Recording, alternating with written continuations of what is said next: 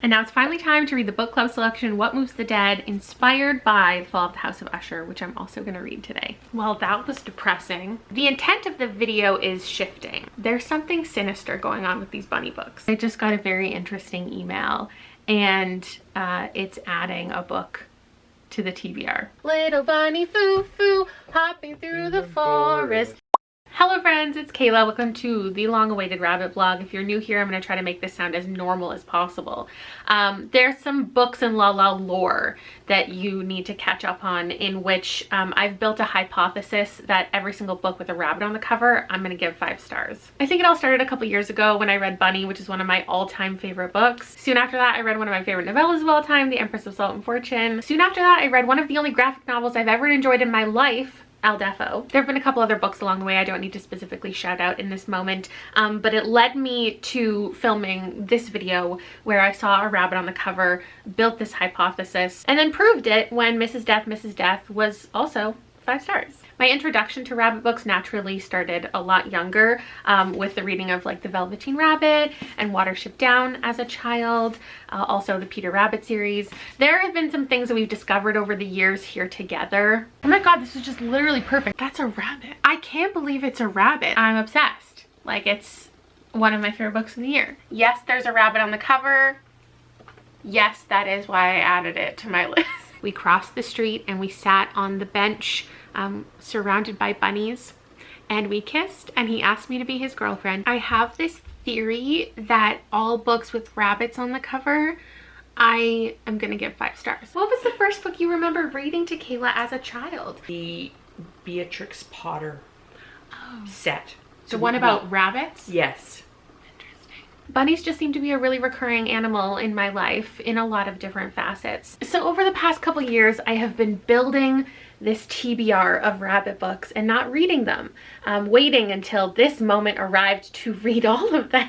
My comments, my DMs are always full of rabbit recommendations, and I'm ready to finally read so many of them. Not all of them. There's even more than I could fit here, and I am committed to DNFing throughout this process. I'm not actually going to read 20 rabbit books, but I am going to read the first chapter of all of them, and I am committed to finishing quite a few of them. So we have this first stack, which is books that I was already interested in outside of them having rabbits on the cover. In fact, I've had this one on my TBR for a year and only recently realized there was a rabbit on the cover. We've got After the Flood by Cassandra Montag, which is an apocalyptic familial story. We've got Winter's at Hollow by Jonathan Edward Durham, which is an isolated island horror story about a book seemingly come to life and all of the forest creatures are real. Cursed Bunny by Bora Chung originally came out in Korea. It's a series of short stories, speculative, fantastical, and then was translated to English by Anton Her. What Moves the Dead by T. Kingfisher, a horror novella about a dark manor full of mysteries. And Deadwater by C.A. Fletcher, which is an isolated Scottish community overtaken by a waterborne illness and the things that it does to their community. So I am committed to all of those, and then I'm committed to these 5, which have been the top recommended things to me. We have Wow No Thank You, a series of essays by Samantha Irby. It's supposedly humorous and about just her life. We have Bunnicula, a childhood favorite, seemingly about a vampire rabbit. Hare House by Sally Hinchcliffe, which is a literary chiller, another Scottish isolated community and the bad things that happen as they all get snowed in together. Everyone in This Room Will Someday Be Dead by Emily Austen, which has been selected as my members only book club for the month. And this is about a queer atheist woman who ends up working at a church by accident and has to figure out the mystery of this murder. And then Relentlessly Recommended Rabbits by Terry Miles, which is about a virtual reality game. I also do plan to reread The Velveteen Rabbit and one of the Peter Rabbit stories and a little biography. And then we have these 9, which I'm not committing to, but I'll try them all out, and they all are on my radar because of having a rabbit on the cover. These first 2 seem most up my alley. We have The Psychology of Time Travel by Kate Mascarenhas, which seems to be in 3 different timelines and has to do with time travel and murder. And then we have Midwinter Blood by Marcus Sedgwick, which seems to be a series of like short stories, all I think tied together and linking to the same idea, which is that we exist on an isolated island where no children are born and no one ever ages. Our Crooked Hearts by Melissa Albert was kindly sent to me by the publisher, knowing that I had this video in mind, and it's about a mother and daughter both at formative times in their life and first witnessing their supernatural abilities. From the library, I grabbed a children's Bible by Lydia Millett, which I had heard of before, but somebody messaged it to me and was like, there's a rabbit on here, and I didn't even know. This one I picked up because I've heard that it's written in first person plural, which is always really fun. And it's also an apocalyptic tale of 12 children abandoned by their parents. Another apocalyptic one, The Hollow Chocolate Bunnies of the Apocalypse by Robert Rankin. It's about a place called Toy Town where there's a serial killer on the loose. And apparently it's about an unlikely duo and an investigation, but there's also gratuitous sex, bad behavior, car chases, and violence. I've got War Bunny by Christopher St. John, which is said to be for fans of Watership Down. This is one of the only ones here that I have that is specifically from a rabbit's perspective. And it's about a young rabbit fighting back against the world that assigns her the role of victim. Next, we've got I Shall Awaken by Katerina Sardica. This is about 4 children who have disappeared. 12 years later, 3 of them return and no one knows where they have been, but it has to do with ghosts and nightmares that are real. Rabbits for Food by Benny Kirschenbaum was a thrifted one for me about a woman in a psychiatric ward writing about all of the people that are there with her. And lastly, as I was researching books for a different video idea, I came upon Thursday's Child by Sonia Harnett, which is apparently a coming of age about a boy who won't stop digging a hole to like live in. So that's what I'll be up to over the next couple weeks. I'll check in with you every time I finish a book. I just remembered I got rabbit ears for this occasion. I feel like I have a good mix of authors and genres and vibes, and it's just interesting to me that rabbits can represent so many different things. You know, one of my favorite movies of all time is Donnie Darko, and the bunny suit in there is just so incredibly ominous. Then you also see rabbits as like funny and sidekicks and for magic tricks and for luck. They're also used as representing of innocence, but also sexuality and fertility. And as my nickname in high school, bestowed on me from my best friend, was Trix, for reasons we won't get into right now, I just feel like this is my moment to really read a lot of things I'm really going to love. So wish me luck. I'm so excited to find out what I'm starting with because I don't really have a preference for where this whole thing kicks off. I know some things I don't want to start with, like I don't want to start with one of the super long ones, and I don't want to start with What Moves the Dead because it's a book club pick and I like to read those right before the live show. So I thought I would just let you choose. I put a bunch of, because my Instagram theme is white, I put a bunch of white books on the couch, a little pop of color for some attention, and then I threw in these two as more of a joke, thinking that nobody would vote for them just because like they fit with the colors that were already in the picture. So there were 6 things to choose from and I got 130 comments. I'm so happy to let you dictate where this whole thing kicks off. So if I search the word cursed, I get 43 comments. If I search the word room, I get 25. So there's only 10 votes for this one, which makes sense because it's a little lesser known. If I search the word child, I only get 5, which also makes sense. Benjamin gets 3 votes. Thank you to all of you who wanted me to kick it off with a childhood favorite. And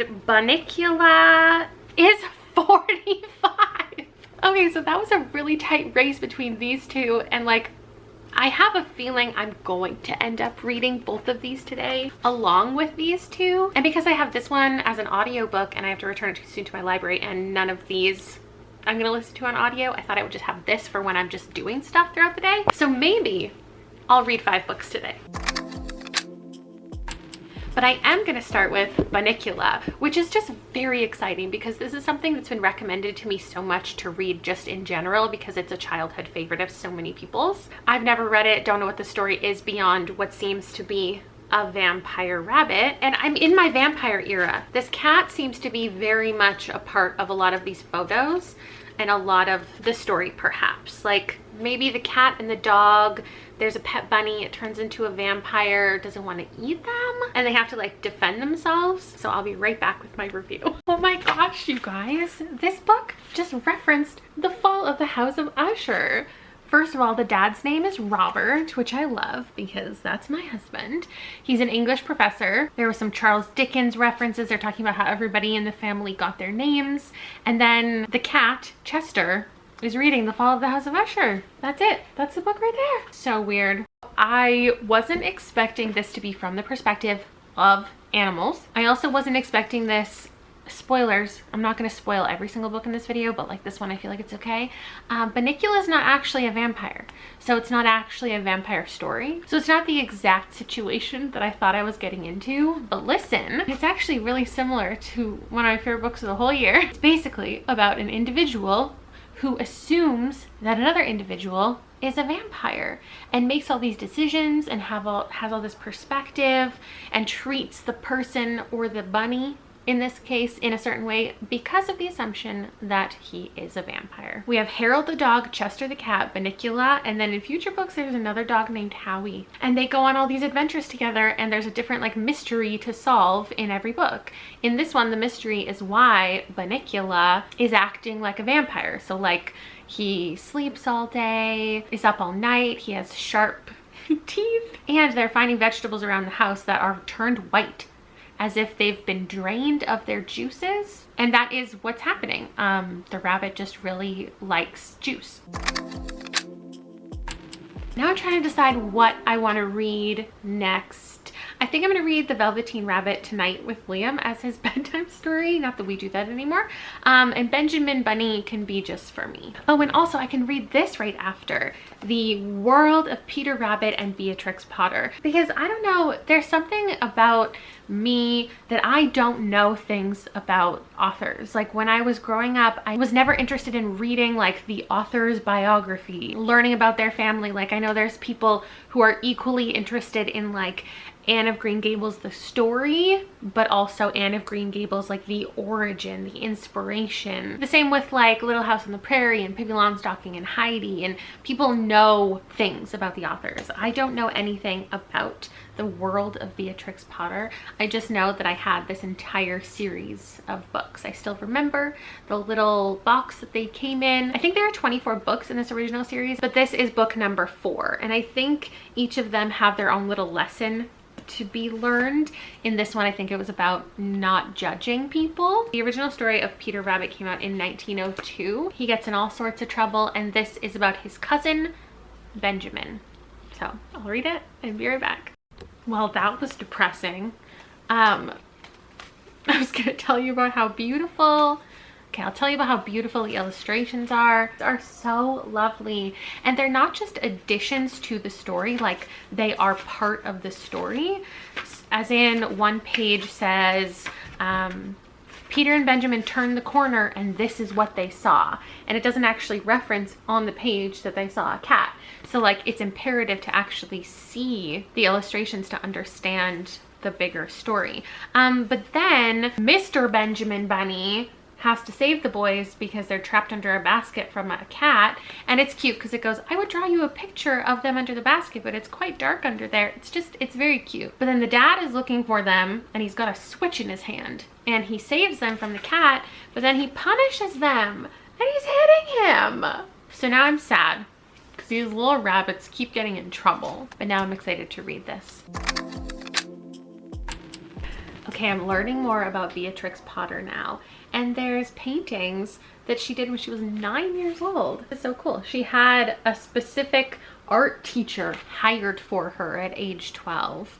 Her parents were very affluent in Victorian society, didn't allow her to have any friends or leave the house. But she had a governess and she had an art teacher, and her parents loved painting, so it came naturally to her. And she had a whole host of animals as pets growing up, from like salamanders to a tortoise to a bat. Well, that was just lovely. It was perfectly concise. It gave like everything that you would be looking for in this type of story. The very first drawings she ever did of Benjamin Rabbit and Peter Rabbit, who were modeled after her own pet rabbits. We got to see the original story that she published herself because publishers didn't want to print it. And then once it was successful amongst all of her friends and she sold like 200 copies, the publisher took it on, had her redo all of her black and white paintings in color, and then she made all of these different companions. And you got to learn about every single character, the origin story, all of the different settings you see throughout the series, what they were inspired by in her real life. It's accompanied by every single photo of like her garden versus the garden she painted. It was just all very well told. Now let me get on to this short story collection, because I read the first 2 stories in a live show. So my friend Katie was talking about how this is just like a disgusting first story in a book. It's called The Head. And it is very disturbing, but I obviously loved it and gave it 5 stars. And then I decided to continue on to the second story, The Embodiment, and I also gave it 5 stars. I don't even remember what it's about now. Oh, it's about menstruation. The first one's about fecal matter, and I decided to stop there because I wanted to read this for this video, obviously, and this is the titular story, Cursed Bunny, and I don't know the plot of it, so I thought I would kick off reading this with reading that. Oh my gosh, it's so much later and I haven't talked to you. Also, this bookshelf is at such an awkward height. I need a step stool to stand on. I forgot to read The Velveteen Rabbit with Liam, so I'll fix that tomorrow. I listened to half of this on audio and I super am not vibing with it. I have no doubt that Samantha Irby lives an interesting life and she has struggled a lot with a lot of things she's sharing, but just her storytelling style, it's not for me. I read a whole essay that was just like texts that she sent her friends, and I understand how people would find it amusing and relatable. There's another section that just says, sure, sex is fun, but blank, blank, blank, blank, blank. Like, you know, that Twitter, TikTok trend. Sure, sex is fun, but have you ever accurately predicted when your period was gonna start? It's just like, it's a lot. Oh my God, it's a lot of it. Then there was this one whole essay that just went on and on and on, where she was like responding to messages sent into like self-help magazines, and she was responding to them, and everything she's saying is fair. I just don't like reading it. I read 2 more stories from Cursed Bunny. Cursed Bunny was great. It was about a lamp shaped like a rabbit that was gifted to somebody and it had a curse put on it, and I think it was this whole story about karma, let's say karma. And then the story after it was super weird. It was called The Frozen Finger, and it was just my type of story. If you read How High We Go in the Dark by Sequoia Nagamatsu, remember the story that was like all of the people just like in the dark and like climbing up each other, and you really didn't have a sense of where you were, what was going on? This one was like that one. Good afternoon, friends. The boys just left the house. They're gonna be out for the next couple hours, so I'm gonna get some editing done, some photo stuff done. This is still the only audiobook that I have, so I'm just gonna continue. I'm just interested to see what the other essay topics are gonna be. I read 2 more stories from Cursed Bunny. One of them, Snare. That one, I mean, a lot of these stories are dark and contain lots of like horrifying topics, but that one was almost too much for me to read, but that doesn't make it a bad story, so it's tough. It was about blood and children. And then I read Goodbye My Love, which was a nice reprieve from the previous one, and I'm officially halfway through. I have been hesitant to check in with you all day because I don't have good news. I haven't enjoyed the last 2 stories, so now I'm just kind of bummed out about it. This one, called Scars, this was a slog to get through. There was a boy who woke up in a cave, and I'm sure that there are takeaways from this. I could not care less about what was going on in that story. Then I read Home Sweet Home, and it was about owning like an apartment building. It went in some directions I wasn't expecting. I thought it was going to be weirder, and then it wasn't. So I have 2 left in here, but we already know at this point in the video, at this point in the experiment, that no, I don't give everything with rabbits on the cover 5 stars. Like, it's over. The hypothesis has proven untrue. So that's a big L for me, especially with this one. I'm sad about it. I'm really glad that I finished it though, okay? I read it physically and did the audiobook. Neither of them really worked for me. But I say this thing a lot about nonfiction. I say I don't like funny nonfiction. I don't like self-help. But I haven't read books like that in so long that I feel like I'm not allowed to say that. So it's good for me to check this out. Perhaps be able to recommend it to people who do typically like funny nonfiction. I'm not that girl. I wish I was. It's a book full of relatable experiences. It's the type of thing that you would see in a Facebook status, and if you were a 40-year-old woman in a similar circumstance, you would comment #relatable. I think Samantha Irby, much like most people in the world, have been through so many things in life. Crohn's disease, being a step parent, getting out of the cycle of poverty. These things are important for other people to read and be able to relate to. I think what it did do is keep things interesting by every essay being a completely different format. For example, one essay is a list of 911 calls. Hello 911, I'm the first person at a party. Hello 911, this takeout spot doesn't have online ordering. It's obviously hyperbole, you wouldn't really call 911 for this, ha ha ha ha. My funny bone is broken. Hello, good evening. I was not planning on filming today or reading today, but it's almost 6 o'clock and Katie invited me onto her live and I thought I had to come. So I'm hanging out here with my channel members and Katie's patrons because they are the bunnies, like that's their whole name. That's their whole vibe because Katie makes everyone read bunny. So this just felt like a necessary part of the bunny vlog and I'm gonna start reading Our Crooked Hearts. You know what we should keep track of? How many pages into each book it is until a rabbit is mentioned. For this one, it took 30 pages and she stumbled across a dead rabbit. Oh, a decapitated rabbit. Oh no. And then we can also rank them at the end of how valid they are for having a rabbit on the cover. All right, I'm pausing at exactly 1/3 of the way through. I do like the idea of bouncing back and forth between a mother and daughter who are at similar ages, at similar points in life, and seeing like how they develop similarly, how they're different. I'm just not super interested in either of the storylines at this point, but I'm pausing to watch Stranger Things and then read The Velveteen Rabbit with Liam, and then I'll get back to it. Right now we're learning about her mom in the past and her like little trio of best friends, the coven that they created, the ways that they are dealing with their magical powers differently. And then in the current day storyline, we have Ivy, and she got in a car accident at the very beginning. And now there's like something going on with her and this boy. And I'm just reading the little synopsis and it says she's dealing with corrupted memories. So like her and this boy had something going on and she doesn't remember like how it ended or something like that. Now, obviously, I already knew I loved The Velveteen Rabbit. I kind of forgot what it was about. I think that you're supposed to like tell your kids when their stuffed animal gets too shabby and you have to throw it away, and you give them this book and they have like this magical idea of when they throw away or give away their stuffed animal, it then becomes real and it gets to like live out its dreams in the forest or wherever. And it reminded me of stuffed animals that I have had. When I was like 5 years old, my grandma and grandpa got me and my brother, but also themselves, each one of these, and we named it Tomba. And I don't know if my brother still has his, but this isn't his, this is my grandparents. Was my grandparents when they passed away. I took this with me. So here's the one that I slept with every single night for probably 10 years, right here. I slept just like this. And here's the one that just sat on a shelf for the same amount of time. These are, I think, the only stuffed animals that I kept from my childhood. My birthday was always right around Easter, like the same week, the same weekend. And I was always gifted at least like 3 stuffed rabbits for every single birthday my entire life. This one's Rob's. I'm showing them our stuffed animal collection. This one's Liam's. This one's Liam's. Oh, this one's the best one we have. This sad little one is Rob's. It's Bubba. Oh, here I found a bunny. Oh my gosh, I just remembered.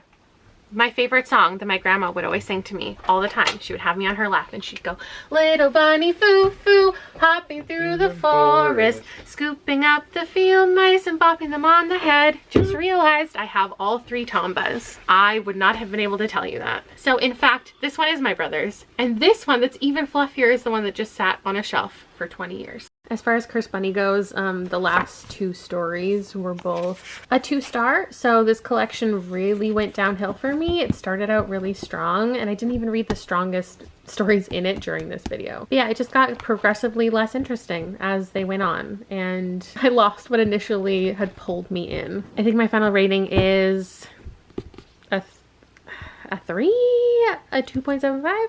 I think I've put off this update long enough. It's the next day and I'm giving this 3 stars. This was a risky choice. How justified do I think the rabbit on the cover is? Like a 3 out of 5. Could it have been any animal? Yeah. But it definitely has that spooky, ominous vibe that I often give 3 stars and that I should probably stop picking up. But here's the good news. If you loved this, boy, do I have some recommendations. If you're looking for something with a little bit of magic, often a fraught mother-daughter relationship, and it's just about getting to know yourself and your magic, look, I've got it. I think this has a lot of good lessons to be learned, especially the relatable experience of being a teen and not understanding where your mom is coming from. And as a mom, doing everything you can to protect your teenage daughter from going through what you went through. There's a big overarching theme of consequences that I really appreciate, but this writing is not for me. It's overly metaphorical. It's overly referential of other things that are like the thing that it's trying to describe. It's like the sky is blue, like the color of a robin's egg the first day of spring as it lightly cracks while its mother sits beside it. He held me as if I was the petal of a flower in a tiny teacup. Stuff like that. Poetic, but a little much. Naturally, as I'm not the target age demographic, it wasn't for me. I didn't love it. Moving on to the next book, I'm actually going to read the first chapter of these three because I think they are some of the weirdest ones, and I'll give you my first impressions of them. First up, we have Dead Water. There was one section that was all italicized about this guy called the Oathbreaker and how he had a couple oaths to different people. Like there's someone called the Lord of Water, and like he broke an oath to keep an oath to another person, and then he's like dying in the woods and these men capture him and give him water, but like I think that means in a bad way because there's a waterborne blight. I don't know. The first chapter, this woman free diving and 12 pages of just really lengthy descriptions of everything she was seeing and feeling and meditating about while underwater. I don't know if I like it. Then I read the first chapter, Winterset Hollow, and I'm very intrigued. We have three characters who are all friends. The first chapter laid out their friendship, their relationships, their physical descriptions, all of the vibes, and they're going together to this island where their favorite childhood storybook, Winterset Hollow, is based. The opening was another italicized segment of like a different story, and it is the story of like the rabbit and the bear and the toad. There's Barley Day at the end of summer. It's like one day in this storybook that all of these animals celebrate. And then this trio of characters gets invited to the island where the story is set. And then we have Hare House, another little intro. And chapter 1 was 20 pages, and it's about this woman deciding to move to a place called Hare House. The very first line had to do with rabbits because it says, for me, the story really begins on the day the bus hit the hare. So I had to read another death, very vivid descriptions of the death of this animal, slowly making eye contact with her lying on the ground, dying. These are equally intriguing to me, but I'm gonna continue in this one. I'm just curious what this community is even gonna be like. The writing though, it's tough. There's so much punctuation. I have never read a book with this much punctuation. In fact, I decided to count how much punctuation there was in one paragraph. And in total, not even counting apostrophes, there were 22 semicolons, colons, dashes, periods, commas, and then I counted these ones. And in the same size paragraph with the same number of words, there was only 9 and 11 punctuation marks. It's very distracting, but it is setting a certain like cadence to the writing. Every single sentence starts with a word and then a comma and then like kind of a thought before the actual thought of the sentence that's to come. I don't know what you call that little segment of writing, but it goes, now, comma, for the first time, comma, I saw them as freedom. What, comma, after all, comma, did I have to go back to in London? I know it probably doesn't sound weird, but it looks weird to read, and I'm wishing there was an audiobook. Liam and I are out today fall decor shopping and running a bunch of errands. We just picked up some cute pumpkin things, and I stopped by Sweet Legs because they have this new print and there's a bunny on here somewhere. There it is. Look how cute.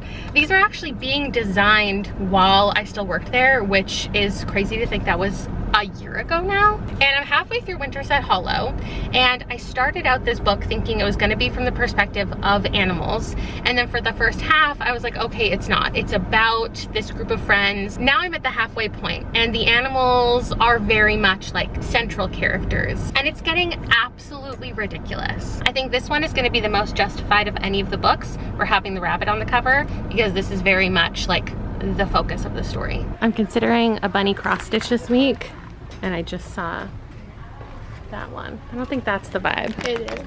Look who we found. God, there's so much stuff. is great. I want a stack of bugs. How do I justify it to myself? Do I need a gourd? What do you think? Is there words on it?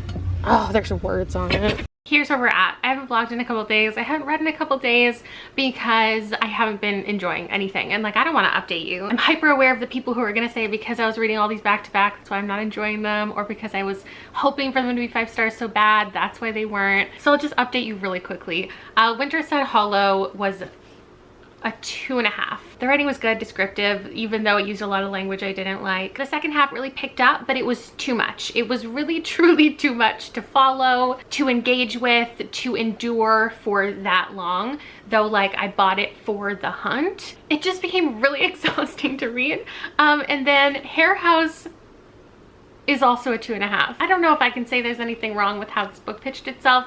It's just not how I interpreted this story to be. I didn't understand why this woman was just like so engaged with everybody in this community and like all of the drama and all of the storylines, and the storytelling I can't say was hard to follow, but I just did not enjoy it. I didn't understand the purpose of writing this as if it was happening currently, but then sometimes she would say things like, I would always remember this week in my life as the most meaningful blah blah blah, as if it's written in the future or as if it's commenting on the past. But then we would also have flashbacks to the further past, but it just didn't set itself up in a way that I understood what timeline we were even in or why, because there were certain flashbacks that seemed to be important moments, but then if technically the entire book is a series of flashbacks, I was constantly waiting for every scene to matter, and none of them did. It's slow, it's more of a character study. It definitely wasn't bad. I'm sure it'll appeal to a lot of people. But as much as the synopsis talks about how like spooky and chilling, and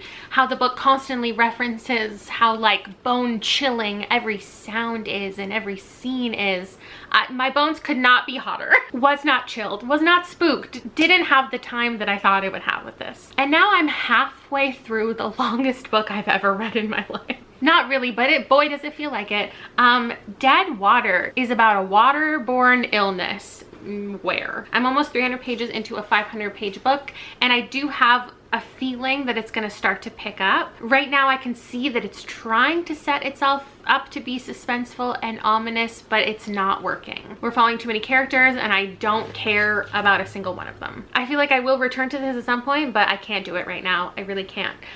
So the intent of the video is shifting from will all of these books be 5 stars to will any of these books be 5 stars? So to shift my mood into the more optimistic, I got myself some bunny gummies, which are arguably the best gummies on the market. These are Annie's, if you haven't heard of them. The crackers, wouldn't really recommend. I mean, unless you're a toddler. I originally bought them for Liam when he was little, and then I became obsessed with them, and I buy them, and he doesn't even get a single packet, really. They're so good, I'm telling you. I'm gonna move on to rabbits. I was gonna save this for the end because of all the books. I do think that this I would call like a 5-star prediction, just because I really liked Ready Player One and Warcross and Slay and all of these like for younger audience video game books.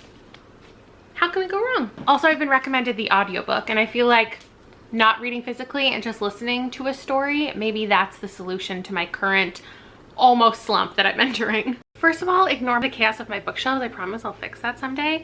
I'm simultaneously filming behind the scenes like of my channel and what I do here when I'm not on camera for my channel members. So if you feel like checking that out, that's a thing. I'm having a really good time with rabbits. I'm halfway through. I also found this in my closet and this. I definitely had plans for something here. I guess I was gonna do a coloring book page, so like yeah, let's do that. Oh, there's a cute one. Oh no, I like this one. This one's in the garden. I'm gonna color that in. And I think I grabbed this because I just wanted to tell you how jealous I was of the kids who had these growing up, because I didn't have any. Does everyone else love these though? Like, I love these books. It's funny how much I have a distaste for books that are contemporary, current day novels that have constant, relentless pop culture references, but then I love it in like a sci-fi book. We talked about Donnie Darko, we talked about Pink Floyd, we talked about Def Leppard. We even got a Dune reference, and basically our main character, Kay, notices all of these patterns around her in life. It's like her greatest strength, and her parents have been testing her whole life to like look at a photo and then later in the day go to a restaurant and be like, do you recognize anything that's the same in these two places? It seems like she's being trained for this rabbits game that exists, but like no one can talk about it. And then there's the opportunity for her to join in on this game, but like, is she actually playing the game? It's this kind of confusing psychological thing that's going on. And it seems like real life is actually being altered and memories are changing, which is like one of my favorite things. Books that play with memories, time travel, that type of stuff is a favorite thing of mine.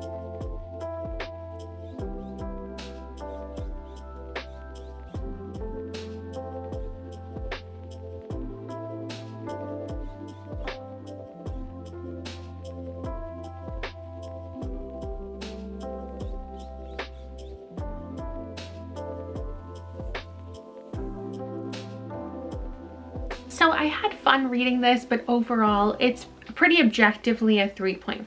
I thought it was entertaining, and if you're already a fan of the podcast that inspired this, like, you don't really need my endorsement. You probably have already read it. If you're not already a fan of the podcast, I can't imagine recommending this over like any other video game inspired thing. I don't want to say it reads like a debut because there are fantastic debut novels out there, right?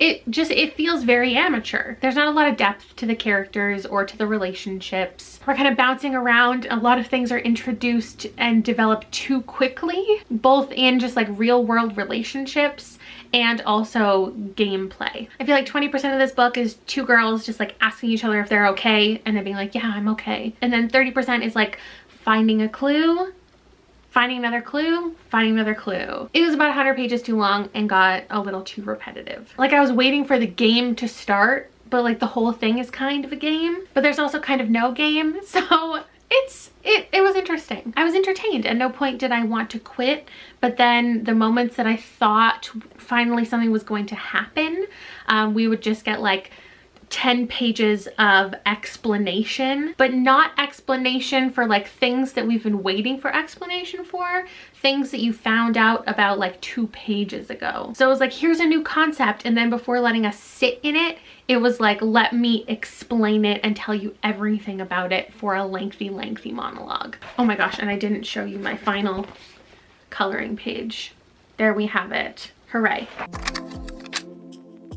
I'm now moving on to the psychology of time travel, which is a couple of different timelines. We have like a bunch of scientists who invented time travel. One of the scientists got like kicked out of the program because she had a breakdown, and now we're following her family later. I've actually already read 100 pages. I wanted to fully commit to a choice, and I thought I was gonna have to read a couple chapters of a couple things, but this is going well. Ultimately, this is a 3.5. Definitely justified with the rabbits on the cover. That's not even the #1 focus, but rabbits are the original test subjects for time travel. You obviously have to touch on it being a time travel book and a murder mystery in the synopsis, or people will question what is the plot. But truly, it's just like a literary fiction, multi-generational story about like society. At no point did it really feel like a time travel. Not that I was expecting to be an adventure, but like I didn't feel like we were having fun with the time travel. It was more looking at the physiological impact that time travel has, the emotional role it plays in your life. The book takes place where like time travel has become a business, and so there's conversations about legality. It was somewhat interesting, but unfortunately, it was confusing. There's way too many characters in here. Some of these chapters are so incredibly short, and then it's not even like a different person in every timeline. It's like sometimes someone is existing in a timeline along with their future self and their past self all at the same time. Truly, halfway through every single chapter, I forgot whose perspective we were even reading from. And then can I just say, there's something sinister going on with these bunny books. Like something weird is up, because for some reason they all have a main character named Robert. Like all of them I don't like it. It's scaring me. We just went to the beach. I don't know why I thought right now would be a good time to update you. But I read 3/4 of this yesterday. This is Everyone in This Room Will Someday Be Dead by Emily Austen. And it's about an atheist lesbian woman who, via a mistaken identity, which is a trope that I really like, kind of accidentally gets a job as a receptionist for this church, and she has to just like pretend to be into it all. And it's like her getting introduced to religion in this super awkward way. She's a very socially awkward person. It's written with a kind of cold, detached writing style, and it's going really well. So I'm excited to see how this last quarter goes. I'm so tempted to just pretend this was 5 stars so I can say I had a 5-star read and we can move on. But yeah, this was the closest so far. I'm giving it 4 stars. I feel like if you relate to this main character, it's a 5-star book. It's like so steeped in anxiety and depression and this woman's experience of not being able to find the energy or motivation to do even the basic tasks of her everyday life. I also understand the people who give this 1 star because it can be really hard to be in this woman's head for so long. But for me, I love a stream of consciousness story and I love a slice of life story. And we are just in her mind and reading her observations about life and death for hundreds of pages. This feels like something that started out as an essay collection. There's a lot of just like real world thoughts. She's constantly thinking about all the lives around her and how there are so many millions of people and galaxies and like nobody matters, but also every human life is so beautiful and valuable. You know, she's thrift shopping and she's looking at her clothes thinking, do these belong to somebody who is now dead? Starts to think about the people that are going to wear her clothes after she's dead and starts to just have a complete spiral over it. But then to turn into a novel from a collection of essays, it needed to have like a mystery plot line, which it did, and I liked where that storyline went. And then I think the book also goes in a great direction with how it ends. It feels hopeful, but it doesn't feel like she overcame all of these things so quickly without professional help, because that is what she is desiring, but it's so hard for her to actually seek it out, or even when it's offered, you know, it's hard to find somebody who will actually listen to you. But I definitely get what this would do for a lot of people. I think the rabbits on the cover, they make enough sense. We are in the craziest storm right now. Liam's in a hockey camp all week and I'm just sitting there for like hours watching him play hockey, but I'm also going to get a lot of reading done the next couple days. So I started a children's Bible. I'm halfway through and I love it. Like, it's right up my alley. There was some like jarring language at the beginning because I thought that this was about children and they didn't specify their ages specifically. But I think from context clues, the majority of this group of like 12 kids is from the ages of like 16, 17. There are some younger kids that they're responsible for, and they're really responsible for them because their parents are all at this kind of reunion together. They brought all the kids together to stay in this giant lake house, and they're pretty much ignoring the children and just letting them do whatever they want while they're inside like all sleeping with each other, doing ecstasy. Then these kids are fending for themselves, and it's been a really fun time. But I saw a couple of reviews saying that halfway through it really loses its plot, like it gets weird or it gets bad. So now I'm starting to get worried and I wish I hadn't read that, but I'm having a good time. So I'm gonna finish it when I get home and have a nice hot bath.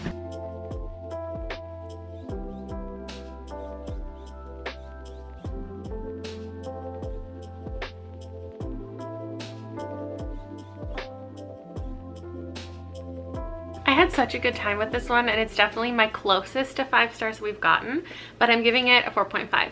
The second half did definitely not get weird, because there are conversations about this like apocalypse and illness, and I thought maybe you would get like zombie vibes. It didn't, but it somehow still gave a little bit of Walking Dead vibes. The second season Walking Dead, whichever one where they're like at the farmhouse in the middle of nowhere. I don't think the story is flawed for doing what it did and bringing in certain like conversations and certain journeys that we were on. But the first half of it was just more fun, and I feel like watching these kids just like navigate this life that they've built for themselves, even though it's messy and brutal, like it's fun to follow.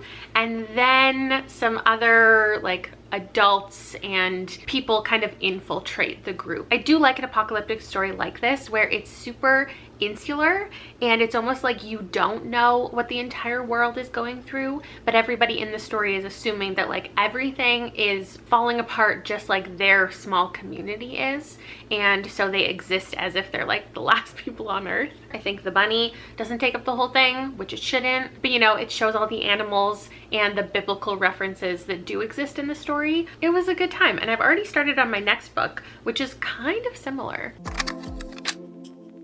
And that's After the Flood by Cassandra Montag.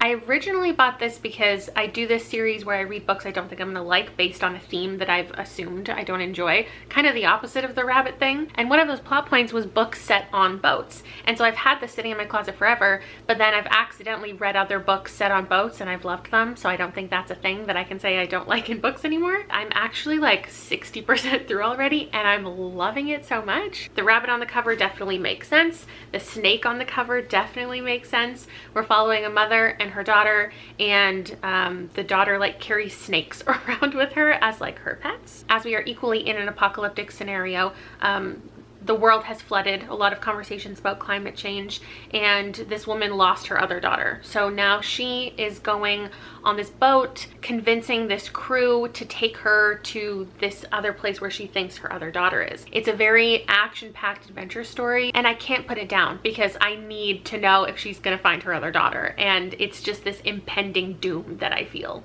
My final rating for this is pretty high.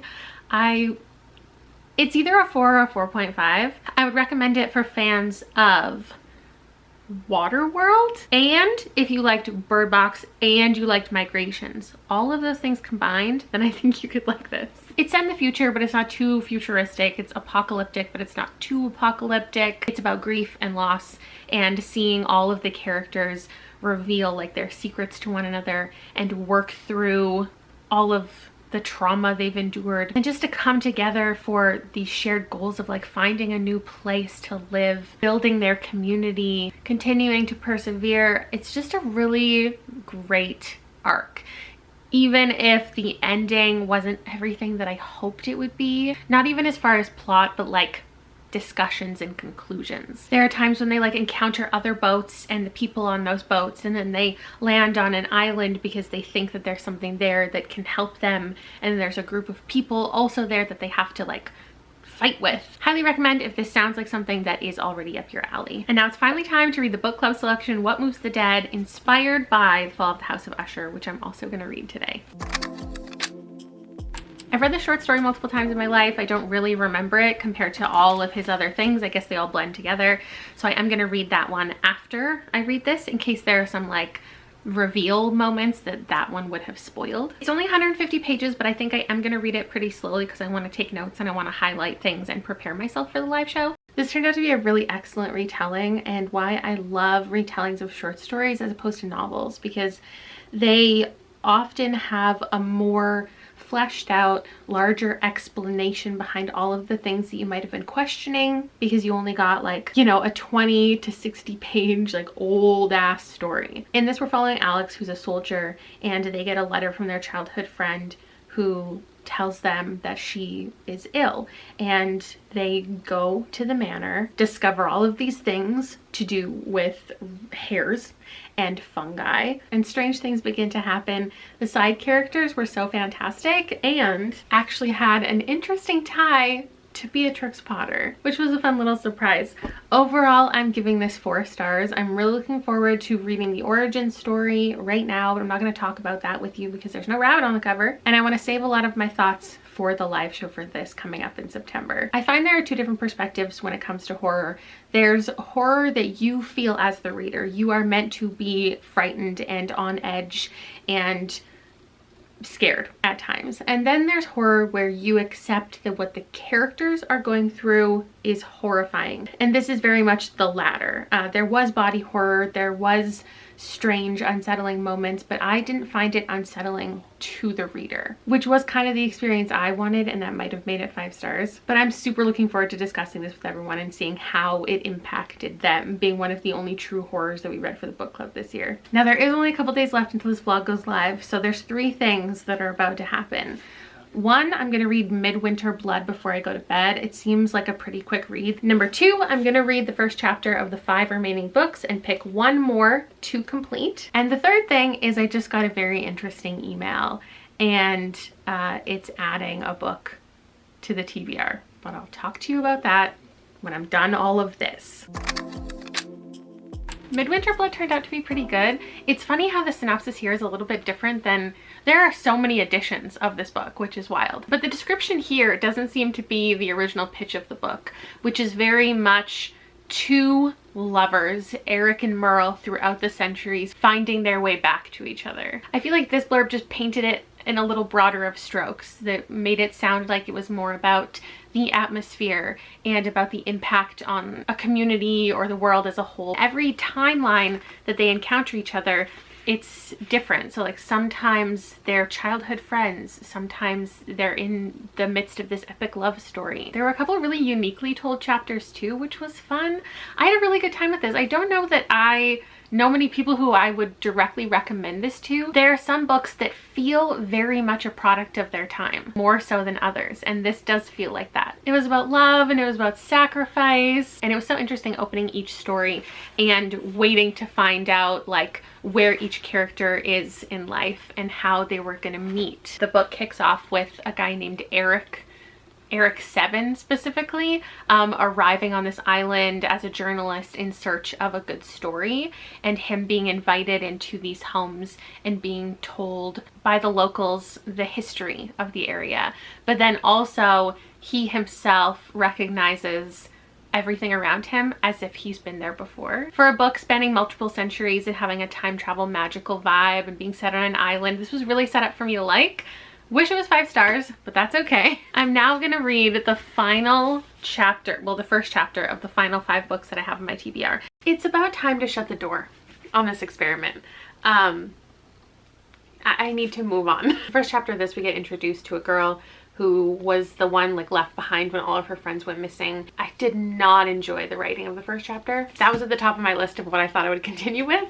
Next on my list was Thursday's Child, which I thought would be more of like a fun, whimsical story of a boy digging a hole, but he almost died in the first chapter, and now I think it's actually going to be this really bleak story. The Hollow Chocolate Bunnies of the Apocalypse, the first chapter is about a guy and he is fighting with a farmer and falls into a big hole. I don't think it's for me. Then we've got Rabbits for Food, which the first chapter just introduced us to the hospital where this woman is staying and all of the things she's observing around her. I wasn't hooked, but it was really simple, so then I read on to the next chapter. And it's not doing much for me, but this is something I could see myself returning to in the future. And then War Bunny, I even think that if I reread Watership Down as an adult, which I wasn't willing to do for this experiment, I don't know that I would like it because I often don't like books from this perspective. Humans are extinct and rabbits are like the most vulnerable prey, but they're choosing not to be. I definitely think there's interesting things about,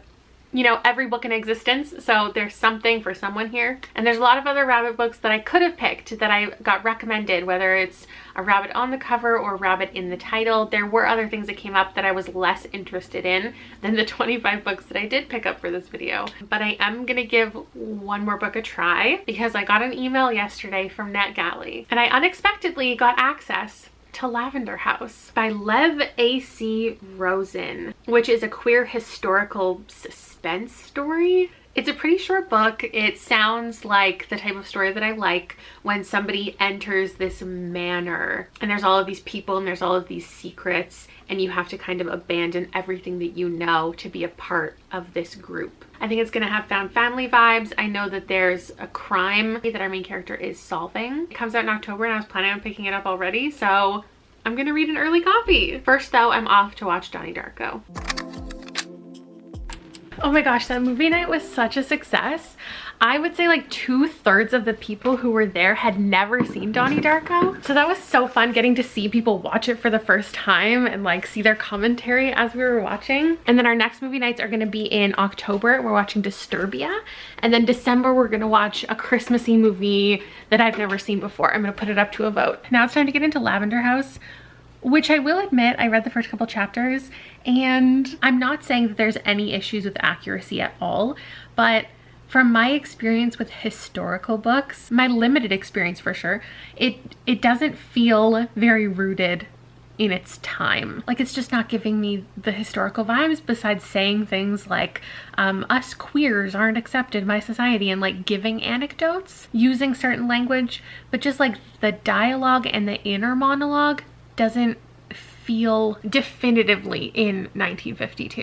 I'm halfway through Lavender House and I'm having to adjust my expectations a little bit, not in a bad way, but because of the cover and certain wording in the synopsis, I thought that it might be a little bit weird. Kind of like Catherine House, where it's more or less a contemporary setting, a contemporary story, but like the writing is odd. It makes you feel odd. Being in the character's head is just maybe unclear, uncertain about the world that they've entered. But this is a really cut and dry murder mystery, which is technically what the synopsis promised. I thought, you know, when you throw rabbits on the cover, you know, every single other book pretty much that I read for this vlog, it is weird. And that's what I come to expect, and that's my bad. Halfway through, the rabbits have been murdered. There has been hunting. There has been a dislike of rabbits and shooting of them. Did I read a single story that was just like about nice, happy rabbits? I don't think I did. Side note, I decided to finish Dead Water. So I read the final third this morning, and there was also a Robbie in this book. And like, I know it's a common name, and I'm sure the origin makes it make sense that it's in a bunch of these books, but it's just a weird coincidence. This I'm giving, I think, 3.5 stars. It 100% picked up, and there definitely was the illness. It was sprinkled throughout the beginning for sure, but didn't have the feeling that I thought the book would have. But the last 200 pages, it did. It reminded me a bit of the reading experience of like My Heart is a Chainsaw, Under the Dome, watching Midnight Mass, where there's like this eeriness, and then it all just gets ridiculous. And I did enjoy that portion, and sometimes I'm down for the long game and waiting it out, but I have to be enjoying that experience itself, like being in the character's head or learning about the dynamics of this group. And this one, I just wasn't. If you're not already interested in this isn't something that I'm gonna find myself recommending a lot, I don't think. So I'm not gonna waste too much time going through like all the characters and all the plot. This one, we are just following the detective still, and he halfway through is still gathering all of the clues of how this one woman in the house died. There's a soap business, and the last chapter I read, I swear the word sniffing was there like 100 times. He was like, walk me through the process of her choosing the scents for this soap, and then the other woman was like, well, we sniff this bottle and then we sniff this other bottle, and he's like, do you partake in the sniffing? And she's like, yes, occasionally I'm allowed to sniff, but mostly Irene does the sniffing and I just take notes about all the things that she smells. I think his theory right now is that she's being poisoned somehow with the scents of her soap, and someone's trying to like take down the soap company. Maybe they're a rival soap company. I think we're gonna see some different relationships building and friendships and developments outside of the murder mystery. But right now, like, this isn't going to be a 5-star. So we didn't find a 5-star, unless you want to count Bunnicula and the Velveteen Rabbit, which like I wouldn't, because I don't often rate the children's books that I read. So if you want the takeaway to be that my 5 stars were these, then sure. Okay, I finished Lavender House. It's gonna get 2.5 from me. It was definitely more on the cozy mystery side, besides a couple moments of violence that happened against the main character, which were sad to read. It's a cozier story about a found family, and there is like this contrast between the violence he sees in the real world, getting kicked off the police force, you know, the homophobia he experiences in real life, versus this house full of queer characters who all just want to support each other. So I would say if you're excited about this because of the representation seen in the cast, then yeah, still pick it up. If you were excited about it because you heard it was similar to Knives Out, I would say no. The characters aren't really distinct and quirky and different from each other. If you thought it would be weird or thrilling, it's not really that. It's just about him gathering clues, getting to know himself better, getting rid of the suspect list, and you find out kind of halfway through who it is, and then that's who it is, and then it was just an okay time. So as far as my favorites, like if we want to put them in categories, like leaving out the children's books, here's my final ranking of like all bunny books. The winners are still the older ones that I've read. And then we have, you know, After the Flood and Everyone in This Room with Somebody to Be Dead and A Children's Bible, and then everything else. Nothing met my expectations, but that's okay. And then if I were to reorganize it by having the bunny on the cover, I can pick out some that I feel like are really justified for having the rabbit on the cover, like that is a big portion of the story. Then some that like moderately make sense because they don't take up the whole cover, so there is lots of elements to look at. And then like it is just one of the stories. Is that the strongest story, or is it just the one that had an object that you could pull out and put on the cover? These ones I look at and I think, okay, like sure, there's rabbits in this story, and if you needed something to go on the cover and rabbits are a trending thing, like fine. And then my 4 at the bottom, like even if there is a rabbit in the story or in one of the essays or whatever, these should not have been rabbit covers. Especially Lavender House. Honestly, Lavender House, sure, I'm a little bit biased because I also hate the cover, but I don't think the rabbits make any sense. Anyway, I'm ready to start my next vlog and find some 5 stars. Wish me luck in the future, and thank you for watching the long-awaited rabbit vlog. Let me know if there's any book you saw in this video that you want to add to your TBR now, or really, really not. And I'll see you later. Bye!